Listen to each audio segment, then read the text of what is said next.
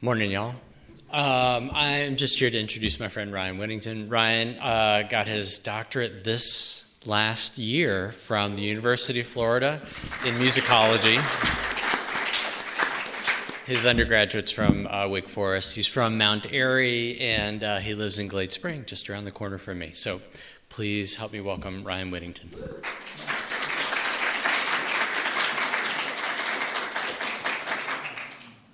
Good morning, everyone. Thank you for having me. So, I'm on the academic job market right now. And what that means is I'm looking for a job in the university system. And sometimes I feel self-conscious when I tell people that most of my academic work revolves around music and monsters. And by self-conscious, I mean sometimes I feel like they're looking at me like I have two heads, or they're going, oh, why? Or how are you going to find a job with that? Why do that? Is this really a worthwhile use of your time? And sometimes I confess that I think these things to myself. In my weaker moments, when I'm uncertain of my future, when I'm uncertain of my place in academia, or when I'm even uncertain of whether having a place in academia is worth it, I wonder if this is what's worth doing. But then, there are times when I'm reminded of why I like studying monsters.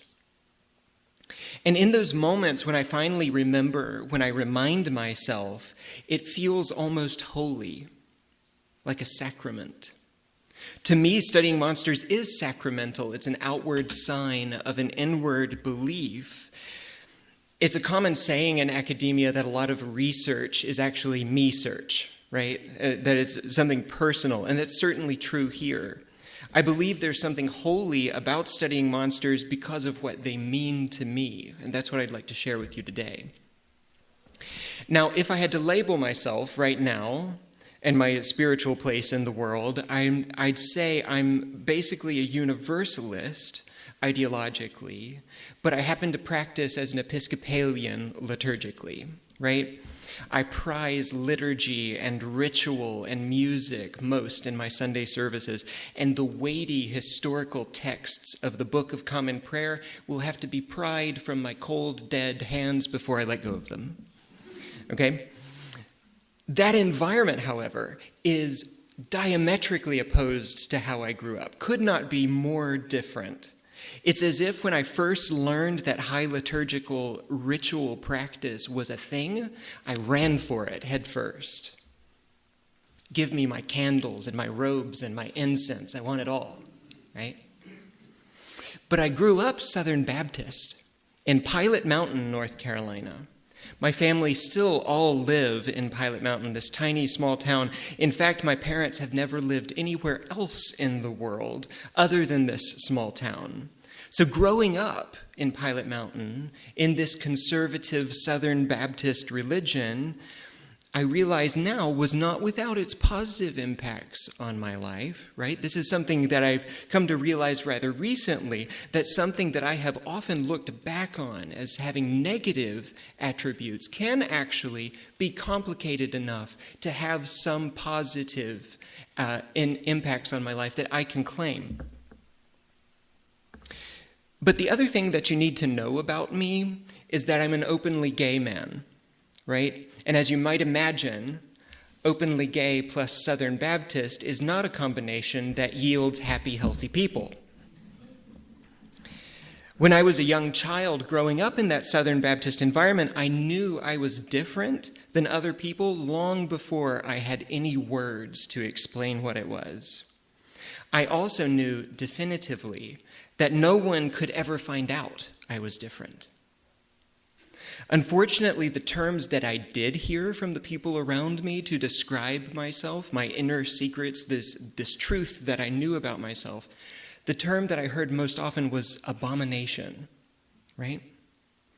When I grew up and got older and I learned other words to describe myself like queer and gay and homosexual, I never forgot the word abomination because it was one of the first that I was given by the people around me to describe myself. And as you can imagine, the resulting internalized homophobia did not go away easily. When I started college, I was introduced to the academic field and toolkit of monster studies. See, all students at Wake Forest had to register for a first-year writing seminar. That's the case in most places. The one I really wanted was about the history of jazz, but it filled up too quickly before I could get in. So my second choice was Germanic myths and legends, and I know these seem very different from each other. But I had already decided I was going to study German as my foreign language, so I was hoping there'd be some overlap between the courses, and so that's what I ended up with.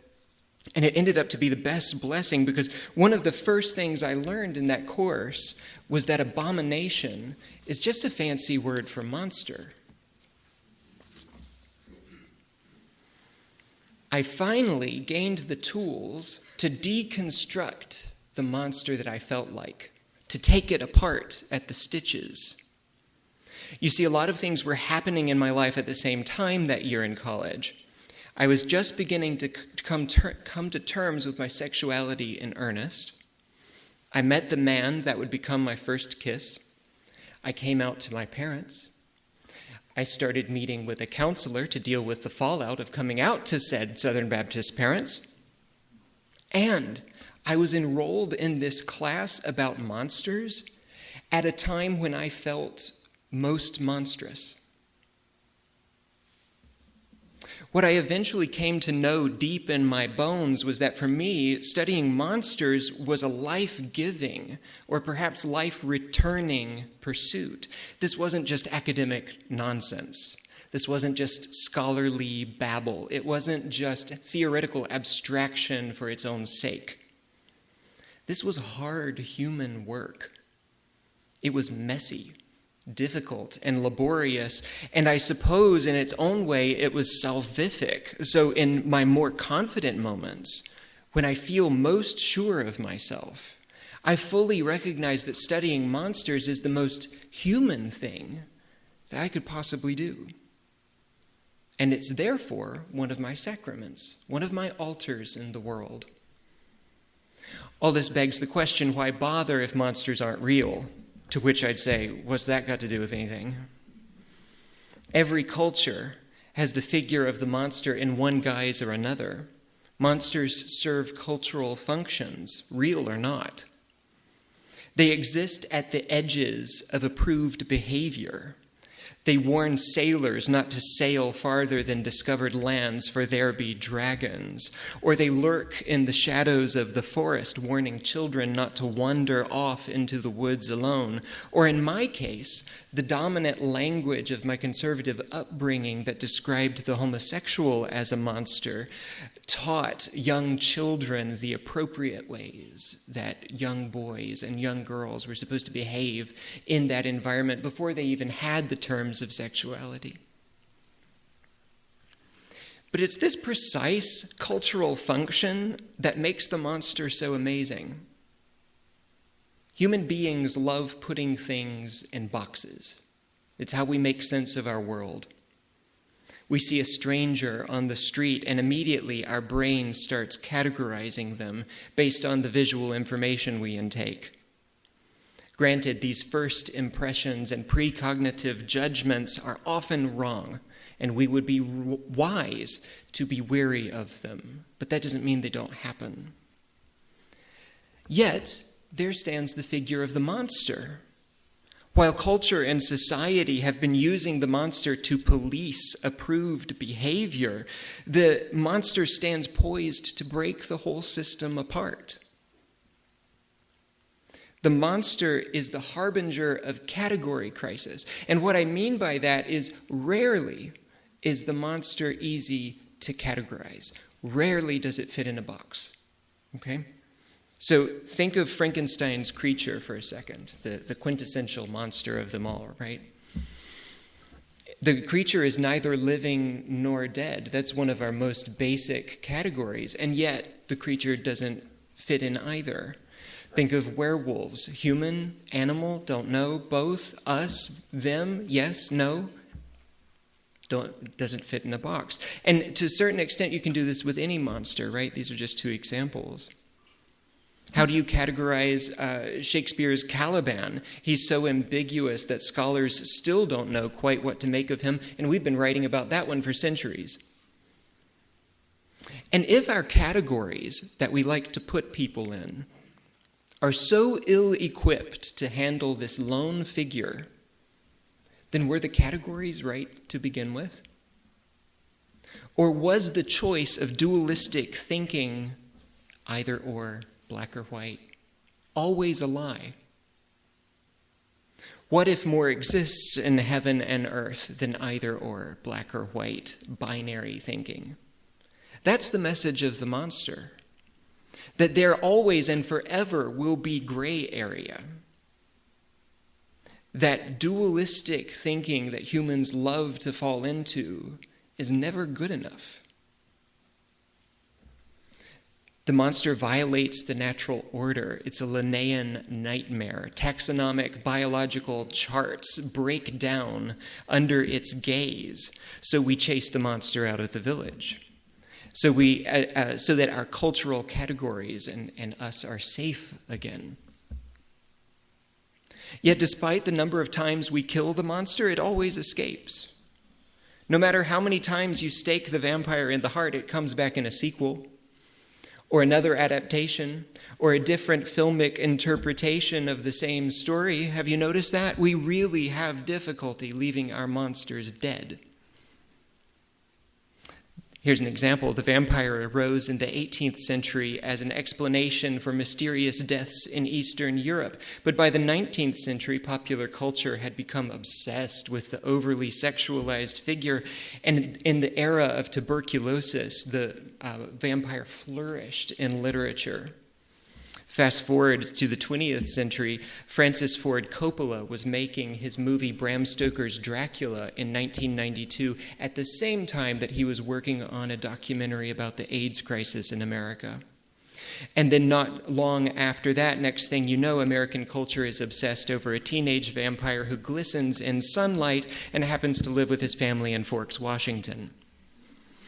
The continual cultural utility of our monsters keeps them immortal, regardless of whether they die at the end of the story. What struck me so viscerally when I first started thinking about this was that there's a kind of activism inherent in the monster. Where do you find the monster on the map? It's always in the margins. The sea monsters on Renaissance-era maps were drawn at the borders. The witch's cottage is often outside of town. The various monsters of the Grimm's fairy tales live in the Black Forest, even if they come into the village at night to pillage and terrorize. The monsters are always on the margins, right at the gates of civilization, right at the gates of appropriate behavior. And what does the monster represent but difference? In fact, the monster's body itself is difference realized in flesh. What difference or otherness, whatever difference or otherness a culture has deemed too transgressive to allow, gets reckoned as a monster, whether political, social, economic, racial, or sexual. In the Old Testament, the inhabitants of Canaan were described as menacing giants, as justification for the Hebrew colonization of the Promised Land. In the Middle Ages, songs about the Crusades transformed Muslims into demonic caricatures. During the French Revolution, both sides described the other as bloodthirsty and cannibals and jackals in print propaganda. And the United States used similar language about Native Americans in the 19th century to justify westward expansion under Manifest Destiny. Not so long ago, Donald Trump was describing immigrants and migrants from various places with the language of monstrosity. And all this is to say nothing of the way women have been rendered if they ever dared to overstep the boundaries of their prescribed gender role. Think of Scylla or Lilith or Medusa. Monsterizing depictions is a hat trick that feeds the process of scapegoating, and it's always been that way. is why it's so imperative that we pause and look closely at the monster. Because if you look with any critical attention at all, you'll notice that the difference that seems so frightening is arbitrary, changeable, not essential. If we start asking what cultural use the monster serves, if we start asking who or what powers that be are benefited by the monster's existence, then pinpointing the very basic fear of difference that's at the heart of the monster's design is not a large leap. In fact, some of us at various points in our lives have looked up and realized that we too stand on the margins right beside the monster. We've realized that we too, through our non-normative sexuality, our differently colored skin, our cultural practices that do not mesh with the dominant society's expectations, or our political or economic positions within a nation's systems of power, place us on the margins. To some people, we may be monsters ourselves. I certainly was and still am in those conservative Southern Baptist circles of my upbringing. That's why it's so important and healing for me to study monsters. It's a sacrament of my own state of becoming in the world. It's a hopeful thing and a kind of liberation. Here's what I mean. Monsters don't fit in boxes. Neither do I. So screw the boxes. Let the categories collapse in crisis. They need to. Like the monsters, reveal how arbitrary, transitory, and mutable the categories actually are. Reveal the so-called rules of the dominant culture for the artifice they actually are. Despite the fact that the monsters terrorize us, and despite the fact that we continually run the monsters out of the village by torch and pitchfork, we never get rid of the concept, do we? Our culture can't actually function without its monsters. There's a reason that Frankenstein's creature is so popular with queer artists. Think about the story for a second. The creature seeks out its creator, searching for its reason for living, its purpose in this world, but is rejected by the very person who created it exactly as it was. If that doesn't resonate with a queer experience, I don't know what does. I think of reaching out to my own parents when I came out of the closet and how they both vehemently rejected me. And I think of how I used to be mad at God for creating me as a gay man and then telling me that I couldn't be so. How I shouted with fist clenched, "But you did this!" As a footnote, I'd like to point out my past tense verb choice in that previous sentence, because eventually I realized that it wasn't God telling me I couldn't be loved and gay. It was the self-interest of heteronormative people weaponizing scriptural texts against those who made them uncomfortable. At any rate, all Frankenstein's creature wanted was love and acceptance from the world that fathered it, and receiving none, it lashed out. The brilliance of Shelley's novel has always been that the real monster was never the creature. It was Victor and the townspeople, the society that created it and then shunned it. The queer applications of that story are innumerable, and it's no surprise that queer artists in various media have repeatedly turned to the creature for inspiration. The cultural circles of my childhood saw me as a monster without even knowing it. I'd never spoken aloud that I was gay, though I'm sure I acted effeminate enough compared to other boys that the question was never far from anyone's mind. Still, through their language that I was internalizing, I came to view myself as a monster. They made me into a monster. By college, I was in different religious circles that were helping me see and embody the fact that God loved me without condition and without expectation that I change something about myself. And I was seeing a counselor coming at this from a psychological angle. But it was still just as important that I learned the tools for undoing this internalized homophobia culturally.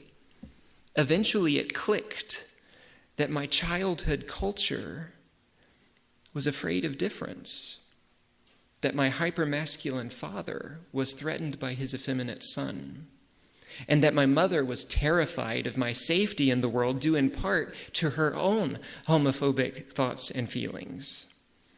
And that if we had existed in a different system than Southern Baptist Christianity, this might have all been a non-issue. Those realizations helped me see myself differently.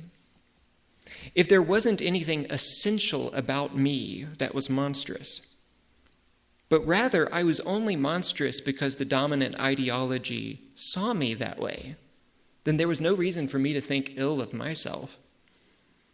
Actually, I was rather encouraged by thoughts of storming the village, knowing that I threw their piddly categories into crisis, that in a roundabout way, I actually had power, and others were afraid of it. Our monsters are our children, sometimes literally. Whether we acknowledge them or not, they are creatures of our culture's own making. And yet, cultures create them only to immediately shun them to the margins, where they are meant to act out their cultural utility, whatever that might be. But the monsters never stay on the margins, do they? They always transgress the boundaries, each time bringing to our attention truths that we cannot ignore, truths that feel more sacred because they come from the outside. They force us to question how we perceive the world, and they force us to reckon with how we have misrepresented what we have attempted to categorize. Standing in front of the monster, we must acknowledge all the ways our assumptions have been wrong, whether about race, gender, sexuality, or any other dividing line of difference. The monster forces us to fess up about why we created it and to humbly confess what we intend to do about it. If studying monsters could give me part of my life back, then it can do that for others. That's why this is my altar in the world.